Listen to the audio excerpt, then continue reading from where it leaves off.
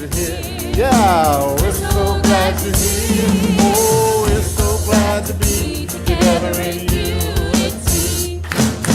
We're so glad you're here. And enjoy the peace, and just settle in. Let us know if we can do anything for you. All right. Welcome home. That's right. We always like to say that, don't we? Yeah, so. Okay. I guess we made it. We left with a burning, Y2K. we left with a burning My question goodness. last week. Would we make it? I know, and here we are. Most They of us fixed did. all the computer stuff. Yeah. Well, I was thinking about that. So, if you haven't been here and you don't know what we're talking about, we've been doing this summer series, Unity Through the Decades, and we started with the 50s, and last week we covered the 1990s, and we left y'all with this cliffhanger about, New Year's Eve, 1999, everyone was wondering if the world would end because it was Y2K, and we didn't know if the computers were going to flip over from 1999 to 2000. Would we make it? And So here we are. Yeah, and I was thinking about what was I doing on New Year's Eve 1999. Can I tell you? I was filling my bathtub with water because people said, at the very least, fill your bathtub with water in case they don't flip over and the water treatment plant or whatever can't operate and you can't get any water. So I had 3 children at home. I was filling my bathtub We with were water. so gullible. I told James yesterday, I said, I really want to research how many times since the 1950s we have been told that there's some kind of an apocalyptic event, that Jesus is coming back. Every other day. Yeah, I'm going to have that number for you next week because I'm really interested to know how many times we're told that. But for today, we're going to focus on... Before we get to the 2000s, I'm going to year talk about 2000. the 1940 Huh? for just a moment. The 1940s? Yeah, because Evangelina, when she was up here last week, she brought up this idea of the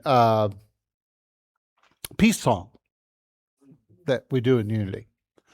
And so there was a lady by the name of Jill Jackson Miller who was really having some serious problems in her life. She was contemplating suicide on a regular basis.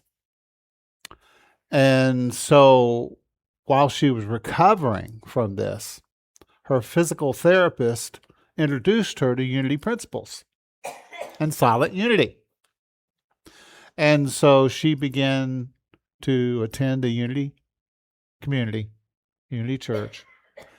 And at some point she wrote this song called Let There Be Peace on Earth.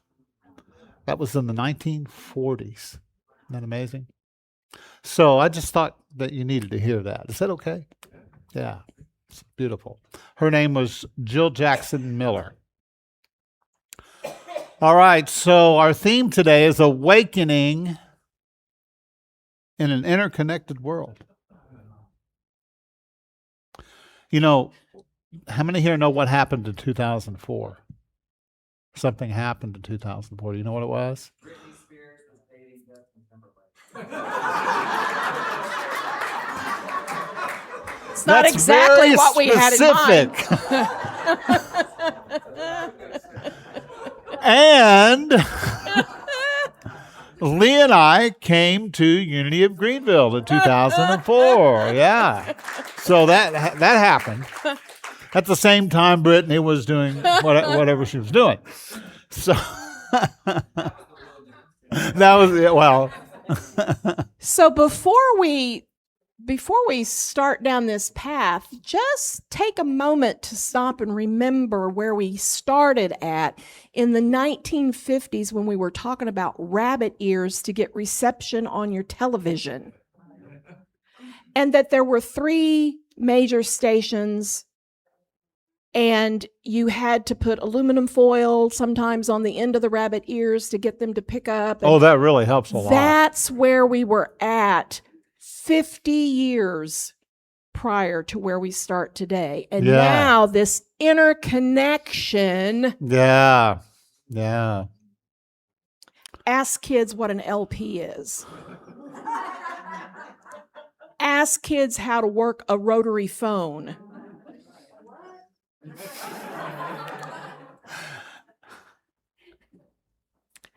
My toys are now considered vintage. Yes. It's amazing. So the internet connected billions of people together. Billions of people. Science began to expand our understanding of the universe. We began to see farther into space. We began to see things that we'd never seen before. Psychology started talking about mindfulness. How many has ever studied mindfulness? Very powerful. Spirituality became something that everybody was beginning to want to understand. And instead of just being institutionalized as a religion, it was a spiritual practice that people began to understand was what it was really about, right? And so people increasingly believe that consciousness itself shapes reality, right? Isn't that amazing? How many know that life is not happening to you, it's happening through you? Say it with me. Oh. So this connection, because the internet started to improve quite a bit and changed everything. For the first time, humanity could communicate instantly across continents. People no longer saw themselves as isolated. In Unity, we teach that we are all individual expressions of the one divine life, right? But we are individuals. Isn't that wonderful? How many understand that we celebrate the individual, and at the same time we understand that we are all connected by one spirit, one power, one presence? I just had a real funny thought drop in to my thoughts. Anybody seen the movie "Oh Brother, Where Art Thou"? Where art thou? You remember that? Remember that scene where the guy goes, "We're mass communicating." That's what I thought of with the internet. We're mass communicating now. We're not just one-on-one, we're mass communicating across the globe. So the search for authenticity is one of the things that continues to grow. We talked about this in the decade prior, that there was beginning to be this search for who am I really, instead of simply following the traditions that my parents handed down, my grandparents handed down. Millions of people began asking what is really true for me. Meditation entered hospitals. Yeah. Linda can attest to that, the healing practice and meditation in hospitals. Mindfulness practices began entering the school system. Children were suddenly being taught things like heart math and how to meditate. The bookshelves, the magazine shelves, began to reflect magazines in our interests. There was a mindfulness magazine that came out. People explored many traditions, and there was an interest in experience as opposed to a label. Don't label me and tell me what you think. Experience me, and I want to experience. So that was really big. Healing the whole person. We're still working on this one. We're still working on it. We're still working on this one. But there was a shift to medicine slowly kind of beginning to see treating diseases to just treating diseases by using things like nutrition, stress relief, meditation practices, recognizing emotional trauma, increasing your gratitude practice. These things kind of started finding their way into the medical community. Still today, we're looking for the medical model to begin to treat individuals as a whole instead of just a part where you have to go to the heart doctor to have your heart looked at and the liver doctor to have your liver looked at.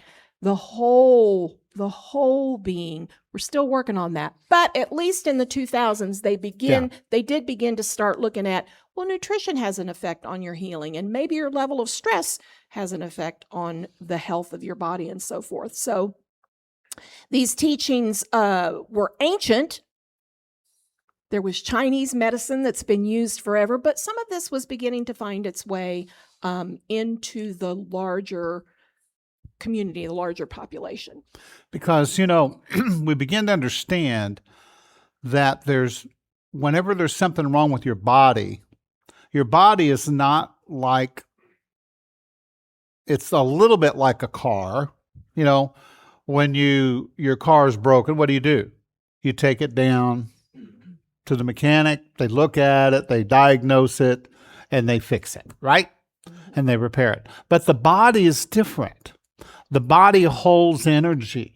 The body holds emotions. The body holds beliefs, right? And so sometimes you can fix the outward and repair the physical heart, but maybe there's heartbreak. There's a broken heart behind that. You understand what I'm saying?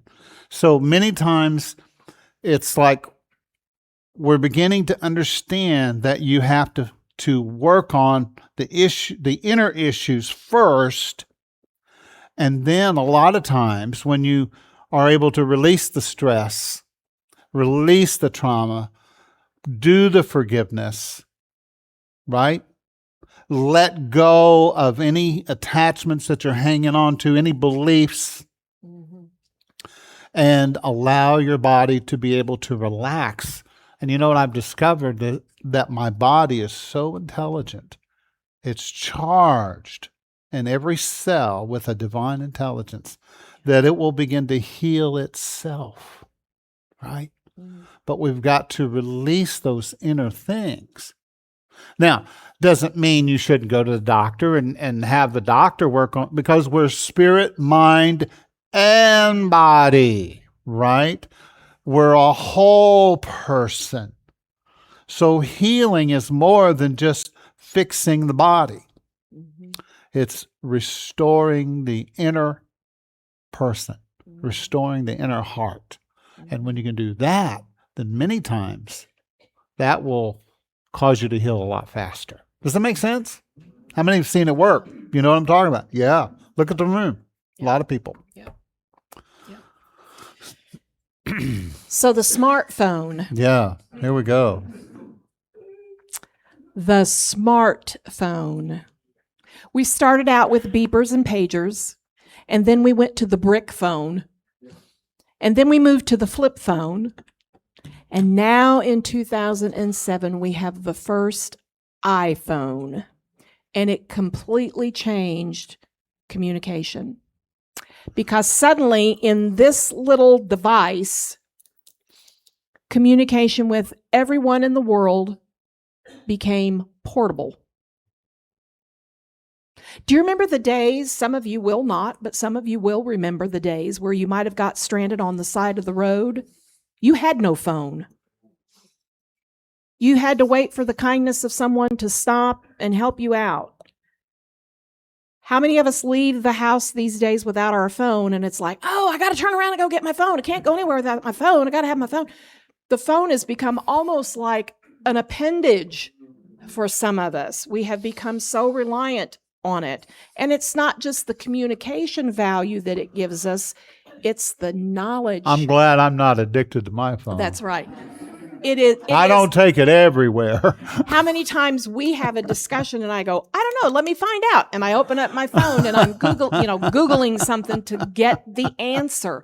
So the iPhone completely changed the landscape of how we communicate and to a degree how we get information. Yeah. That's great because knowledge became available to just about everyone. a lot of people didn't immediately gravitate to the smartphone. But the shadow that comes along with that device is that it is a constant distraction. And now here we sit in 2026 where this thing consumes a large part of some people's days. You get started on something and you go down a rabbit hole, and before you know it, right? Or you go out to dinner and now there's a nice family of 5 sitting there, and instead of having a conversation with one another, they're all on their devices, right? They're all on their phones. So that's the shadow side of it. It brought us a lot of good, but we do have to be mindful of how much we allow ourselves to become distracted by it. In Unity, we teach that technology is a wonderful servant. It's a servant, but it's a poor master.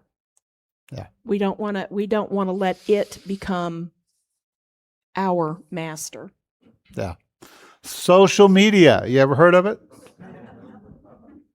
Facebook. In the beginning, they called it the Facebook. Mm-hmm. But it became Facebook. YouTube. Twitter. LinkedIn. All of these various social media ways that we connect. Mm-hmm. And how many understand there's always a positive to all of these things?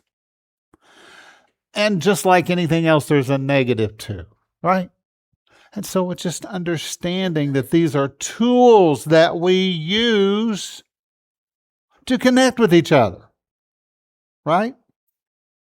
So people who didn't have their own TV network can actually go on YouTube now and say whatever they want to say. And guess what? They do. How many have noticed that? I've seen some of you out there. No, I'm just kidding. I'm just kidding.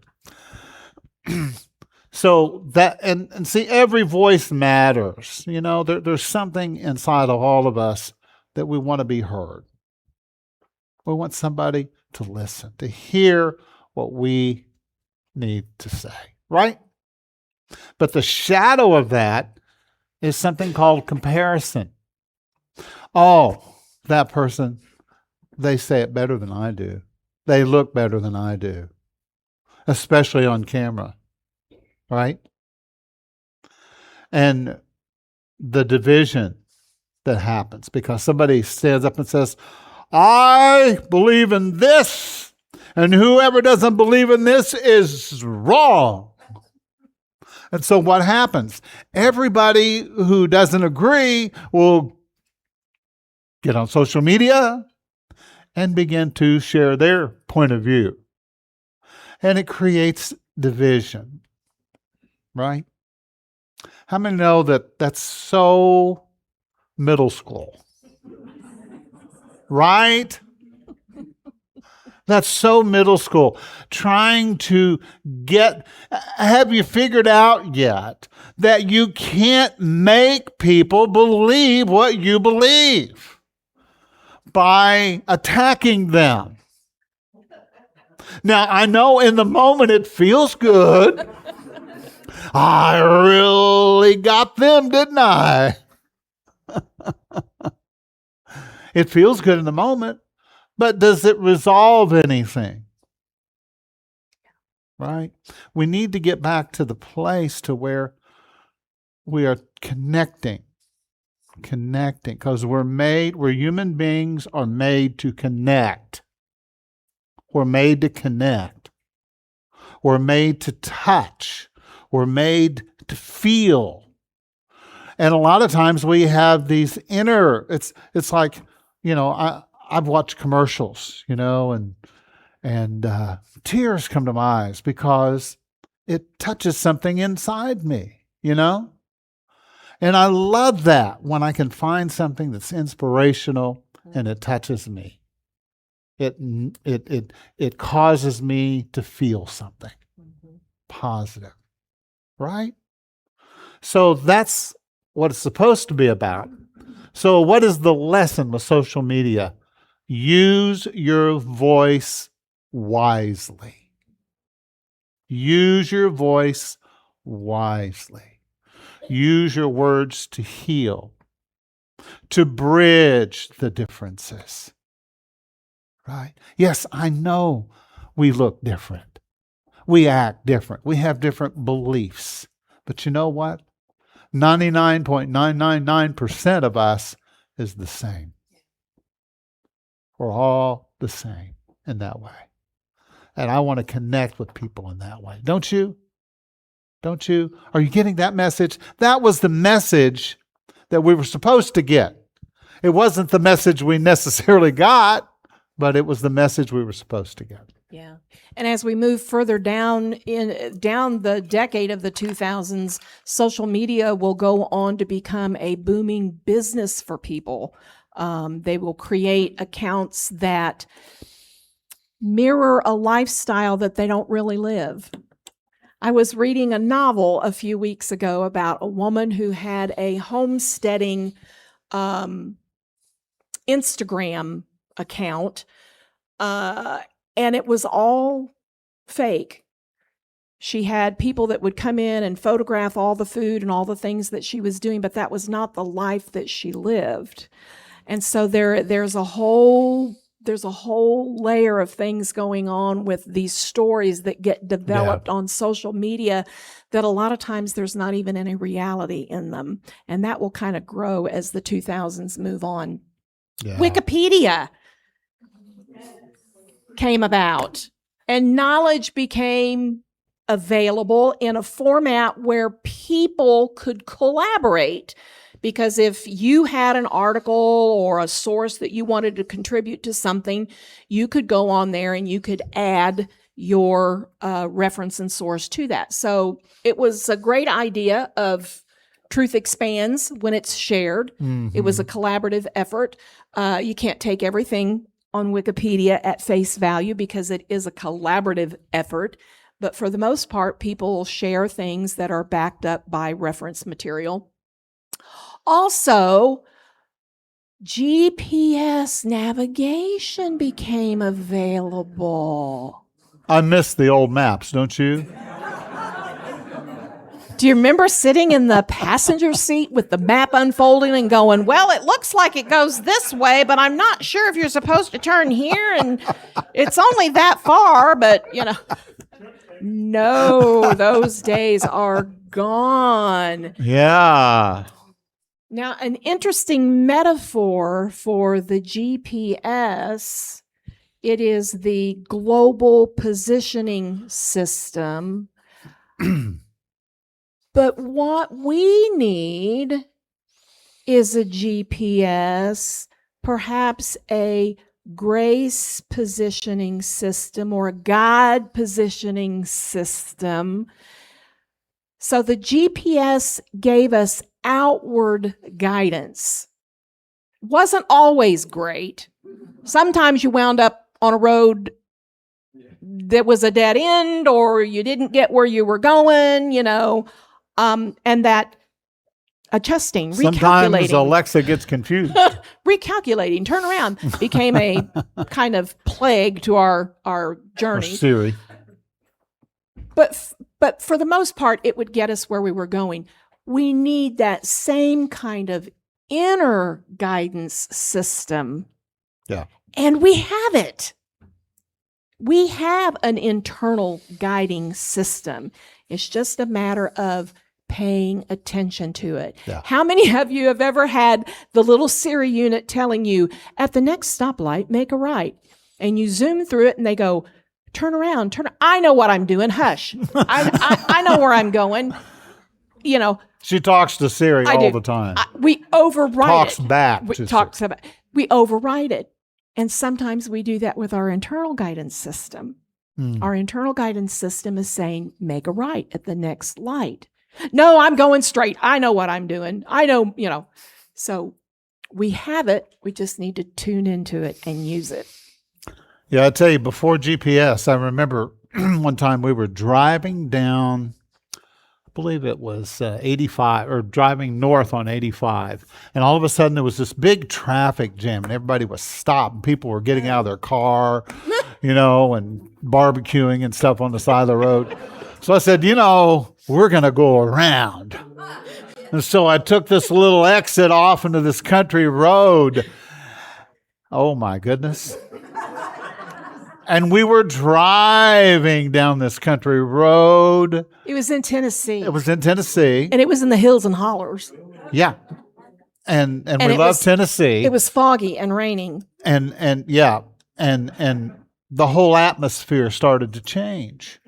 Got a little spooky. And there was nobody in front of us, nobody behind us for a long time. And then suddenly there was somebody behind us with the big lights, on the top of their truck. And it was just beaming right into the car. And we had three babies babies in the back And they kept getting closer and closer. And I kept speeding up. And we had our 3 little kids in the car, and we said, we got to get off of this road. It kept getting foggier. And finally we turned, and the car just kept going. And we drove. It's amazing what you tell yourself in your head. And we drove about a half a mile, and there was a big gas station on the left. Yeah, which we were about out of gas. We weren't as lost as what we thought we were. And what our little creative minds were putting together. So thank God for GPS. That's all I'm saying. Cloud computing. Have you heard of that? Information is now being stored in the cloud. Does anybody know where that is? Right. Data centers. Have you heard of them? Data centers, yes. That's where all the information is. And they keep your information on some over here and on some over here. That way, if one data center goes down, your information is still over here on this other data center. Did you know that? Now, next week, we're going to talk about AI a little bit and data centers. Are we doing that next week, or are we doing it the following week? We'll see. We'll see. So, but anyway, the next week or two, we'll be talking about that a little bit and what that's all about and how we can understand it and what we need to do about it or not do about it. You understand what I'm saying? Okay. So there were great scientific breakthroughs that happened in the 2000s as well. In 2003, they completed the Human Genome Project. And this was where scientists had successfully mapped nearly all human genes. Yeah. And it revealed how remarkably similar we all are. So our differences are tiny, but our unity is enormous. We are all connected and all one. Really, when you get down to the minutest part of ourselves, we are all the same stuff. Yeah. And all look the same, are the same. And there was something called neuroplasticity. Have you heard of it? Scientists discovered the brain continually rewires itself. So how many understand that you can change? Because what happens is you have these little synapses that have joined themselves together, these belief systems. And so whenever you create a new belief, those synapses will break apart and will join with other synapses, right? And so it takes time for that to happen. They say it takes 30, 40 days for you to develop a new belief structure, a new habit. You've been doing things the same old way. Even your brain is making sure that you're going to keep doing it because those synapses are firing together. But the brain is like plastic. It can be shaped and formed. And we can change. Isn't it good to know that you can change? Habits are not destiny. Well, I've always been this way. Well, stop it. Stop saying that. Stop wiring your brain in a way that you don't prefer. Yeah. If you want to rewire it, you have to have a new thought. Ha ha ha ha. Yeah. Right? You have to have a new thought. And you think on that for a while. You meditate on it. You study it. You speak it. You feel it. And then something in your brain starts to shift. And instead of wanting whatever that was that you were addicted to, your brain says, well, maybe we don't need that now. Right? Speaking of meditation research was done in the 2000s, and brain scans showed that meditation literally changed the brain structure in a good way. Yes. It lowered stress, there was greater compassion and improved focus, and millions of people who once viewed meditation skeptically or as something woo-woo really began embracing it. Like I said, it even found its way, mindfulness and meditation, into the schools and the hospital systems. And then there were the mirror neurons. Oh, those are so important. Where researchers explored how humans naturally empathize with one another. Yeah. We literally influence one another emotionally. That was great work that was done. Because here's what happens. If I come at Leah and I'm upset with her, then she will mirror that back to me. Not necessarily. I mean, you may not, because she's been rewired a little bit, right?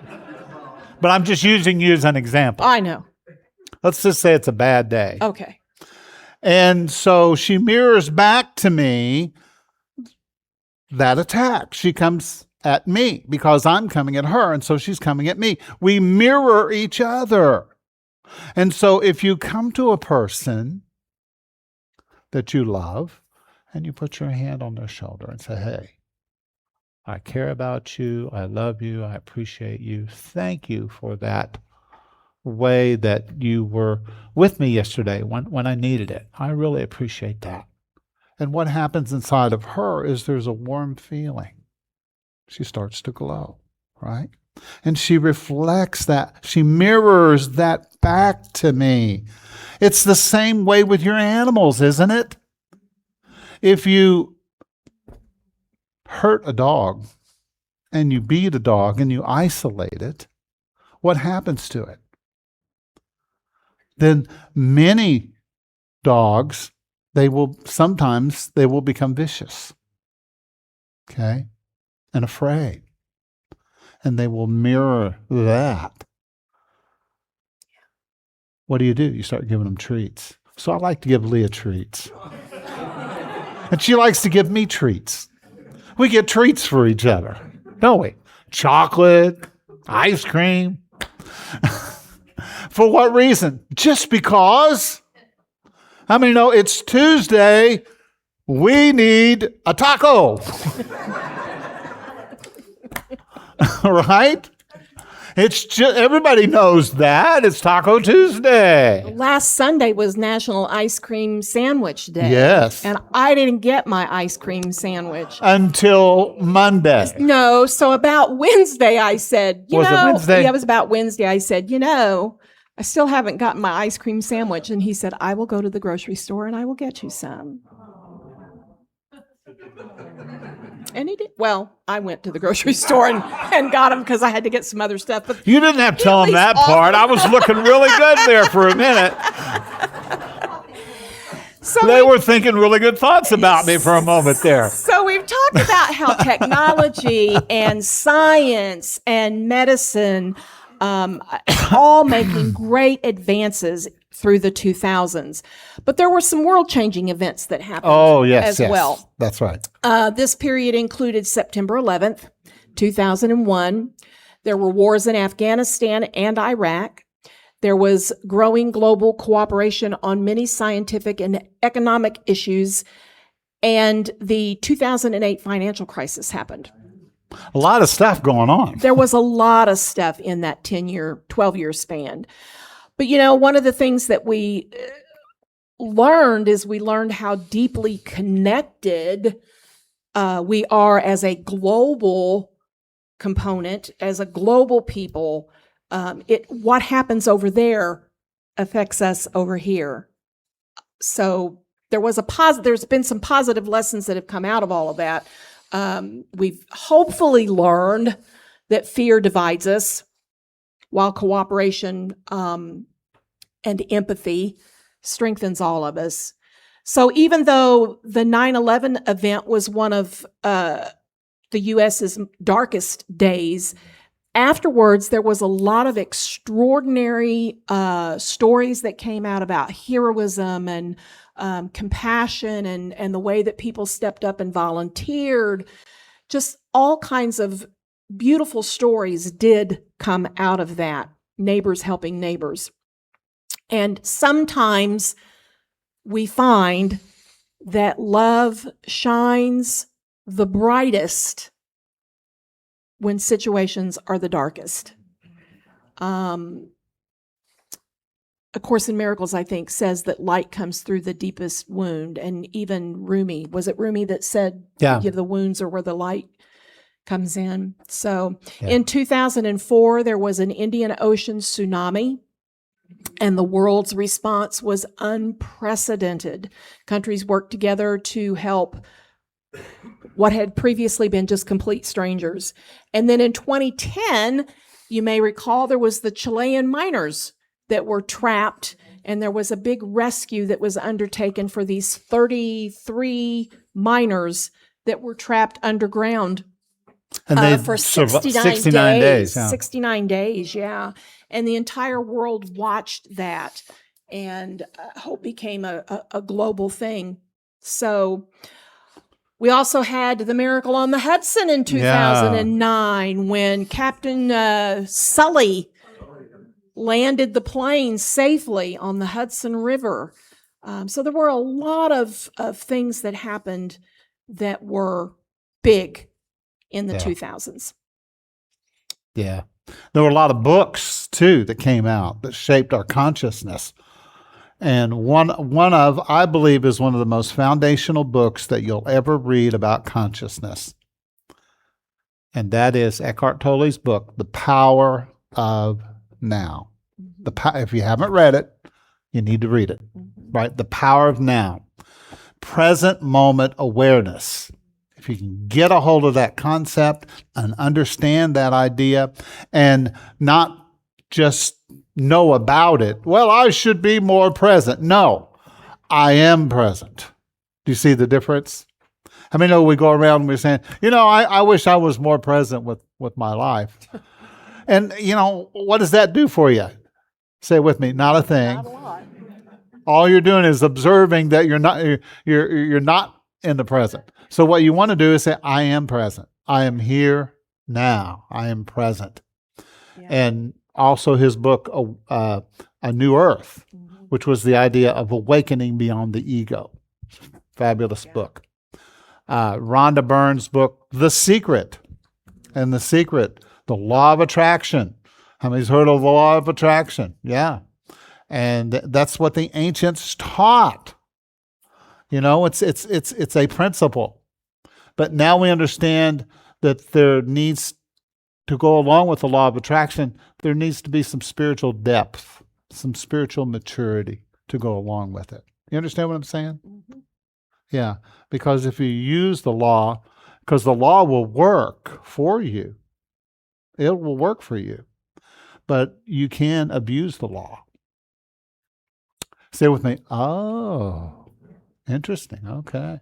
Don Miguel Ruiz, a fabulous book. I think we've done it twice on Sundays over a period of several years. And it's called The Four Agreements. The Four Agreements. Read the book. Make those agreements with yourself. Right? Yeah. And Byron Katie, her book, Loving What Is. It's such a simple little book, but she taught us how to question our stressful thoughts. Brene Brown, remember her? She did her research on vulnerability and shame and courage. Begin to come out of that, reshaping our conversations about emotional well-being. right? So many good books and lots of good movies. Remember Avatar? Showed us that everything was connected, that nature is sacred, that the planet is alive. Bruce Almighty, remember that one? I mean, like a little bit of Jim Carrey, you know what I'm talking, you know what I mean? Yeah. That God is our partner rather than a punisher. And that prayer, humility, and service is really what it's about. The Peaceful Warrior. All these are movies that I think everybody should watch. It's one of the clearest mainstream spiritual films of that decade. And then there's the bucket list. Living before you die, right? Purpose, friendship, Invictus, which was about forgiveness and leadership. And then Pay It Forward. What a beautiful movie that was. One act of kindness changes everything. Somebody does something for you, pass it on. Do something for somebody else. One act of kindness makes all the difference. Oh my goodness. There's so much more on here. Yeah, let's not get into all that. Yeah. Well, we probably should at least cover that one because we are going to 2012. Oh, yes. We need another cliffhanger. Yeah. The 2012 Mayan calendar. You heard of it? It's another end of the world. It was very misunderstood. We didn't know. Right? Some of us knew.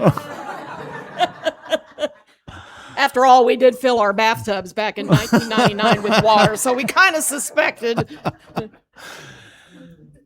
But it caused people to talk about life and talk about the journey and talk about what's going on.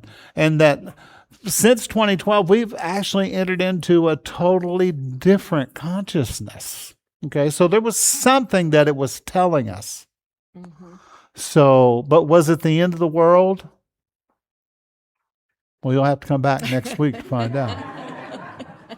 Did the world end when the calendar ran out? Will we be back next week? I don't know. We'll see. So let's set up where we're going from here. Yeah. So next week, we're going to cover 2012 to the current year, 2026. Yeah. And then the next week, we're going to finish up this incredibly wonderful, fun summer series that we have done, which we hope you have enjoyed as much as we've enjoyed putting it together. We're going to finish up that week with we see how these decades have built on one another and how we've carried forward the shadows and the lessons. Where are we going from here? What does our future look like? Yeah. If we look at the patterns, if we look at the growth, where are we going? Yeah. So we'll conclude with that one in 2 weeks. Yeah. Will we still be here? Mm-hmm. So I invite you to close your eyes.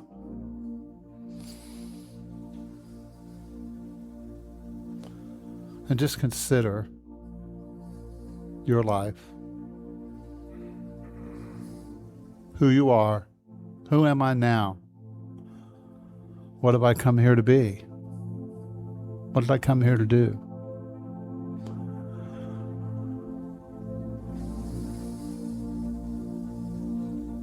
We are beings that are created from the very essence of love. From the very essence of peace and joy. That's what we are.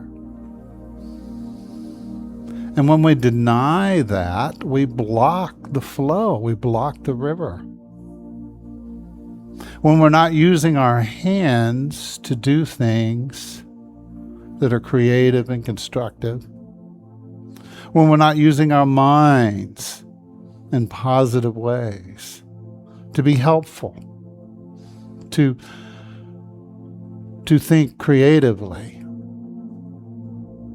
then we're living out of alignment with the flow of life, the very flow of life.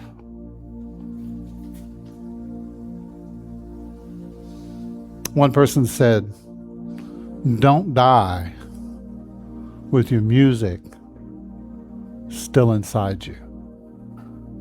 You need to get it out. You need to get it out. So what is your music? What is your colors that you're seeing inside yourself? What is it that you can do? And you might think to yourself, well, hey, I don't know. And that's when you need to sit down with somebody you love and just begin to talk and share from your heart what is inside of you. Do you know what's really inside of you?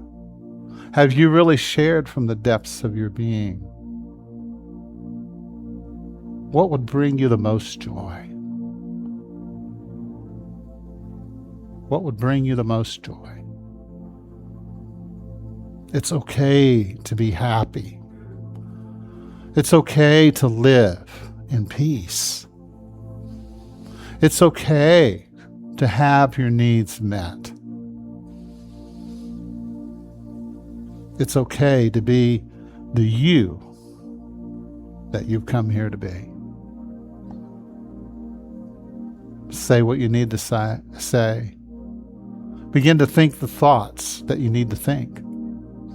Begin to do the actions. Take action on those things in your life that you've been putting off, that you've been suppressing, that you've been holding off, you've been holding back. Now, yes, there are those that may not receive, that might poo-poo what you do. They might say, oh, you can't do that. Who do you think you are? Well, you know who you are. You're a child of God, a child of the universe, a divine being. And of course you're here to shine. Of course you're here to share your purpose and to be who you are. And so in every moment of every day, find a way to shine your light. You don't always have to be the main person on the stage every time, every moment. Sometimes we all play supporting roles with each other. We're there to encourage each other. Sometimes if I can help you to fulfill your vision and your dream, that brings me so much joy. That brings me so much pleasure to see others fulfilling their purpose. And it also helps me to get in touch with my own. So yes, you have a role to play. But sometimes that role includes helping others. What can you do for somebody this week? In what way can you reach out? Maybe just share a kind word. Or whatever it is that you can do. You know better than anyone else. You know what's inside you. And if you're not sure, start to do a little excavating. Begin to pull it to the surface. Say, okay, what's in there? What haven't I discovered about myself yet that I need to bring it out? I've discovered that there's almost anything that you can't do. Or you can do just about anything that you set your mind to. If you really want to do it, you can do it, whatever it is. And so I want to inspire you this morning. Let's take a breath and just breathe. And I want you to think about anyone in your life that needs prayer. Surround them with your love, your attention, your care. And just feel yourself reaching out to them now. Say, my loved one, my friend, I hold you in this moment, in this space. And I see you as you truly are, a divine child of God. I surround you with love and light and peace. And I'm grateful for you. I bless you. And while we're at it, let's just send some beautiful energy around the room. Just feel it moving through you to the person to your right and your left, front and back. Just sending good, positive, healing energy in this room.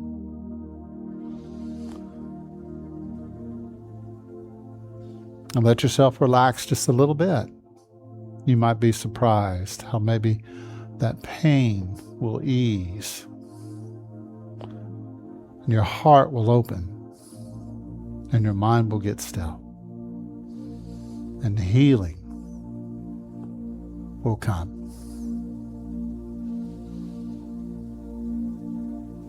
So I invite you into the silence for just a moment.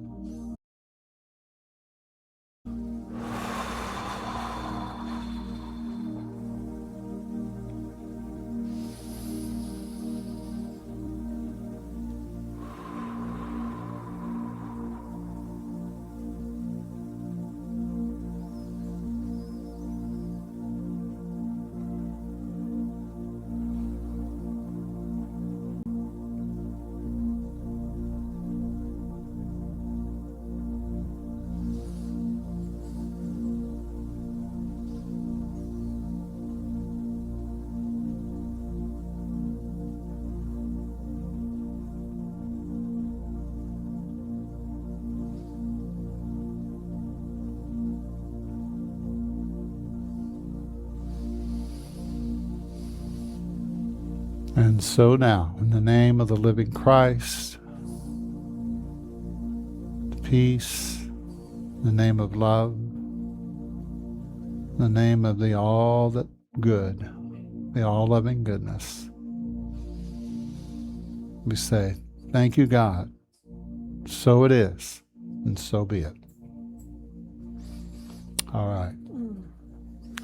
Invite you to reach and stretch. Alert and awake.